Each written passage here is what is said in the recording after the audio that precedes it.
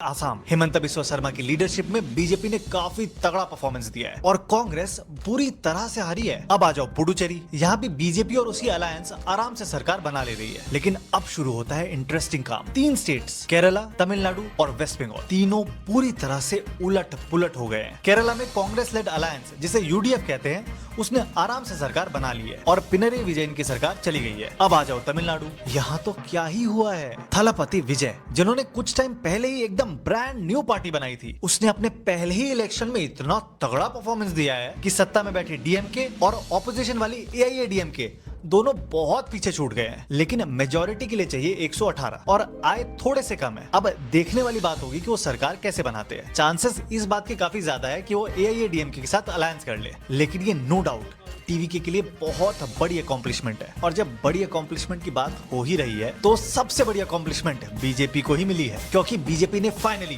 बंगाल को पूरी तरह से फतेह कर लिया है और अब ममता बनर्जी अब बंगाल की चीफ मिनिस्टर नहीं रहेंगी। 15 साल बाद ऐसा हुआ है और ये कितनी बड़ी बात है हमें शायद आइडिया नहीं है। एक तरह से समझ लो बीजेपी के लिए 2014 के बाद ये सबसे बड़ी जीत है, क्योंकि ये सफर 0 से शुरू हुआ था और बीजेपी ने इसे अपनी नाक की लड़ाई बना दिया था। और आने वाले कई सालों तक इस इलेक्शन रिजल्ट का असर हमें पूरे भारत भर में देखने को मिलेगा और इसीलिए बीजेपी ने इसमें सब कुछ झोंक दिया था। प्रधानमंत्री, गृह मंत्री, कितने सारे चीफ मिनिस्टर, कितने सारे सेंट्रल मिनिस्टर, सब कितने दिनों से बंगाल में ही थे। लाखों सीएपीएफ की फोर्स, ईडी और इलेक्शन कमीशन का फुल सपोर्ट, एसआईआर में काटे गए 27 लाख लोग जिनके बारे में कोई हियरिंग ही नहीं हुई और भी प्रोसेस में बहुत गड़बड़ियां की गई, सब कुछ लगा दिया गया था। लेकिन मैं नहीं मानता कि इतना अच्छा रिजल्ट सिर्फ इन कारणों की वजह से आया है।